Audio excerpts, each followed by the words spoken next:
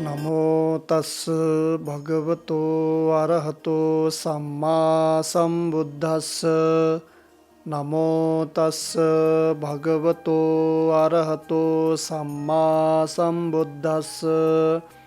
नमो तस् भगवतो अरहतो सम्मा सम्बुद्धस्स।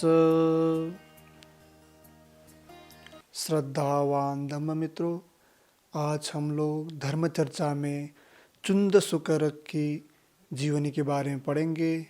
इनके कहानी को देखते हुए धर्म चर्चा करेंगे।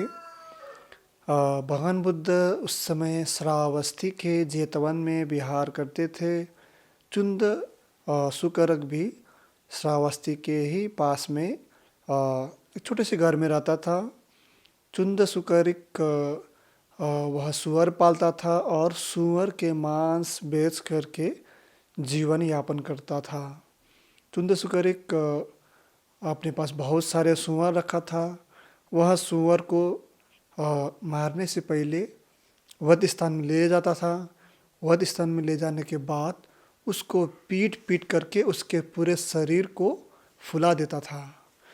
इससे शरीर का जो मांस जो है गाढ़ा हो जाता था। इसे मारने के बाद फिर एक नली के द्वारा इसके पेट तक गर्म जल डाल दिया जाता था। गर्म जल डालने के बाद जितने भी पेट की गंदगियां है वह सारे मलमूत्र के रास्ते के द्वारा निकल जाता था। तो बार बार ऐसा करने से उसका पेट भी पूरा खाली हो जाता था। और ये गर्म होने कारण इसके जो रोए है पूरा फूल जाता था। फिर ये रोए को किसी चिमटी के द्वारा पूरा निकाल देता था। आखिर में फिर ये तलवार से उस सूअर के गर्दन को काटता था। इसके जो सूअर का हत्या करने का जो तरीका था बहुत ही निर्दयता से भरा था। बहुत ही तड़पा तड़पा के ये मारता था। ऐसा हत्या करने के कारण जब भी इसके पास सूअर की कमी होता था तो ये किसी के पास जाकर के सूअर के बच्चे खरीद के लाता था। ये अपने मलमूत्र और आसपास के जो भी गंदगियाँ और बचा खुचा खाना खिला करके उसको बड़ा करता था। और ये इसी तरह से 55 वर्षों से सूअर का हत्या करके सूअर का व्यापार कर रहा था। इसलिए इसका नाम भी पड़ा चुंद सुकरिक। सुकर मतलब होता है सूअर, तो ये इसका नाम ऐसे पड़ा था। तो 55 वर्षों से कर रहा था। ऐसा बहुत ही तड़पा तड़पा के निर्दयता से हत्या करता था। इसके जो सूअर के चिल्लाने का आवाज़ पूरा श्रावस्ती में गूंजता था। और समय बीतता गया। समय के साथ साथ एक दिन चुंद सुकरिक रोगीग्रस्त हो गया। रोगीग्रस्त होने के कारण ये भी एक मानसिक रोगी के भांति चिल्लाने लगा। जिस प्रकार से सूअर का हत्या करते समय उसको निर्दयता से टॉर्चर करते समय सूअर का आवाज़ जैसे निकलता था, ऐसे ही चुंद सुकरिक का आवाज़ निकलता था। ये बहुत ही तेज से चिल्लाता था, सूअर के भांति चिल्लाता था। घर के सभी सामान फोड़ देता था। इधर भागता उधर भागता, एकदम पागल की तरह गांव में दौड़ता। इसके परिवार ने इसके इस हरकत को देख करके एक कमरे में ही बंद कर दिया और बाहर से एक पहरेदार को रख दिया। तो उस समय श्रावस्ती में बहुत सारे भिक्षुगण थे। सभी गांव-गांव में जाकर के भिक्षाटन करते थे। सभी भिक्षुगण वहाँ से गुजरता था तो उनको लगता था कि कमरे में कोई सूअर है या तो उसका कोई वध कर रहा है, इसीलिए ऐसा आवाज़ आ रहा है, ऐसा सोच करके आगे बढ़ता था। जब ऐसा 7 दिन तक हुआ तो किसी भिक्षु ने भगवान से जाके कहा कि वहाँ पे ऐसा ऐसा आवाज़ आता है, उसका क्या कारण है। तब भगवान ने बताया कि वह कोई सूअर का हत्या नहीं हो रहा है, वहाँ पे कुछ हो नहीं रहा है। वहाँ पे चुंद सुकरिक अपने कर्मों का फल भोग रहा है, वह यहीं पे नरक भोग रहा है। ऐसा कह करके पूरा जानकारी उनको देता है कि चुंद सुकुमार पुत्र 55 वर्षों से किस प्रकार से सूअर को पीट पीट करके उसके मांस को गाढ़ा करता था। फिर उसमें नली के माध्यम से गर्म पानी गर्म जल डाल करके पूरा पेट साफ करता था। फिर शरीर फूलने के कारण उसके रोह को किसी चिमटी के द्वारा पूरा बाल रोह निकल देता था, फिर किसी तलवार से उसका गर्दन काट करके हत्या कर देता था। और चुंदक सुकुमार इतना मांसाहारी के प्रति शौकीन हो गया था, इतना मांस के प्रति इनका आसक्ति हो गया था, वह बिना मांस का भोजन भी नहीं करता था। एक बार इसके घर में ऐसा हुआ कि ये कहीं बाहर गया था, तो घर में मांस नहीं पका था। तब ये जाता है, जा कर के एक सूअर के बच्चे को लाता है, वही काटता है, तुरंत बना करके उसको खाता है। ऐसे बहुत बार कार्य किया था। तब वह ऐसा नरक भोग रहा है।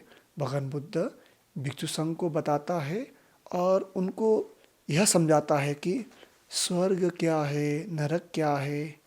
इसको समझाने के लिए यह गाथा बोलता है। गाथा इस प्रकार है। इध सोचति पेच्च सोचति पापकारी उभयथ सोचति सो सोचति सो विहन्यति दिस्वा कम्म किलिट्ठ मत्तनो। पापी इस लोक में शोक करता है और परलोक में जाकर भी वह दोनों जगह शोक करता है। अपने मैले कर्मों को देखकर वह शोक करता है और पीड़ित होता है। दूसरा गाथा है। इध मोदति पेच्छ मोदति कतपुण्यो उभयथ मोदति सो मोदति सो पमोदति दिस्वा कम्म की विशुद्धि मत्तनो। पुण्यार्थी इस लोक में प्रमोदित होता है और परलोक में जाकर भी प्रसन्न प्रमोदित होता है। पुण्यकर्मी पुण्यात्मा दोनों जगह प्रमोदित रहता है, प्रसन्नचित रहता है। वह अपने कर्मों के विशुद्धि को देख करके प्रमोद करता है, प्रसन्नचित होता है। इसमें भगवान बुद्ध ने जो हमारे मन में स्वर्ग और नरक के बारे में जो भी विचारधाराएं हैं, मान्यताएं हैं, उसको क्लियर कर रहा है, उसको स्पष्ट रूप से बता रहा है कि इधर सोचती पिच्च सोचती।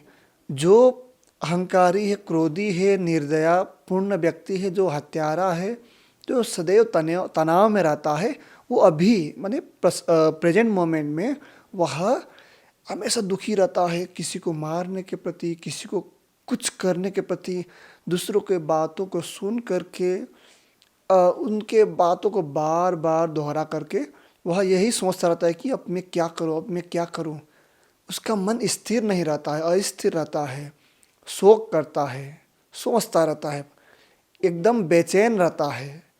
और जो व्यक्ति अभी वर्तमान में ऐसे चिंतित रहेगा, वो कल भी ऐसे होगा, परसों भी होगा, मरने के बाद वह स्वर्ग में जाए या नरक में जाए, वह हमेशा ऐसे ही शोक करता रहेगा, चिंता में पड़ा रहेगा। अरे क्या करे, इसने मेरे साथ ऐसा किया, वैसा किया। तो ये पापी आदमी का या चिंतित व्यक्ति का लक्षण है। ये व्यक्ति यहाँ पे नरक के भांति जीवन यापन कर रहा है। वह व्यक्ति नारकीय व्यक्ति आप कह सकते हैं। यही दूसरी तरफ भगवान बुद्ध कहता है, इध मोदति पिच्च मोदति कत पुण्यो उभयथ मोदति। इधर प्रमोदित होता है, प्रसन्नचित होता है, उधर भी प्रसन्नचित होता है। पुण्य करने वाला आदमी, पुण्यार्थी, दोनों जगह प्रसन्नचित होता है। वह अपने पुण्य कर्मों को देख करके प्रसन्नचित होता है, प्रमोदित होता है। जो व्यक्ति एकदम शांत स्वभाव वाला हो, सबके साथ अच्छा व्यवहार करने वाला हो, किसी ने कुछ कह दिया, किसी ने उसके साथ कोई भी घटना घटा, तब भी वह तटस्थ भाव से, शांति भाव से अपने आप को बनाए रखता है, तो ऐसा व्यक्ति वो कहीं पे भी जाए, जो वर्तमान में इस समय एकदम शांत है, सभी चिंताओं से मुक्त है, अपने आप में प्रसन्न है, वह सभी परिवर्तनों को ध्यान से देख रहा है, वह कल भी ऐसे करेगा, परसों भी ऐसे करेगा, आने वाले समय में भी ऐसे करेगा। मरने के बाद इस लोक में या परलोक में कहीं पे भी जाए, उनका ऐसा व्यवहार, उनका ऐसा अभ्यास, हमेशा वह शांतपूर्ण वाला, एकदम सभी अवस्थाओं में तटस्थ भाव वाला व्यक्ति है। तो वह हमेशा अपने दिनचर्या को देख करके, अपने पुण्य कर्मों को देख करके वह प्रसन्न ही रहेगा, क्योंकि वह ऐसा अभ्यास करते आ रहा है। तो ऐसा व्यक्ति कहीं पे भी जाए, वह स्वर्ग के भांति जीवन यापन कर रहा है, आप ऐसा कह सकते हैं, क्योंकि वह हमेशा आनंदित है। कोई मारे पीटे या उसके साथ कोई भी घटना घटे, वह सभी को जान करके अपने आप को सही मार्ग में ले जाने का अभ्यास कर रहा है, करता है। तो ये आपके ऊपर है, आपको दुखी होना है, चिंतित होना है, या सुखी होना है, प्रसन्नचित्त होना है। तो ये गाथा कहने के बाद कई भिक्षुओं को समझ में आ जाता है कि जीवन में करना क्या है, कि हत्यारा का जीवन क्या होता है, और प्रसन्नचित्त व्यक्ति का, सबके प्रति दया करुणा मैत्री का जीवन, भाव रखने वाला व्यक्ति का जीवन क्या होता है। यह समझ करके कई भिक्षुगण अरहत की प्राप्ति कर लेता है। आशा करता हूँ आपको यह कहानी, गाथा और अर्थ अच्छा लगा होगा। आपका जीवन मंगलमय हो, यही मेरा आपके प्रति सद्भावना है। सब्बेतियो विवज्झन्तु सब्बरोगो विनश्यतु माते भवत्वन्तरायो सुखी दीर्घायुको भव। भवतु सब्बमङ्गलं रक्षन्तु सब्बदेवता सब्बबुद्धानुभावेन सब्बधम्मानुभावेन सब्बसङ्घानुभावेन सदा सोत्थि भवन्तु ते। साधु साधु साधु।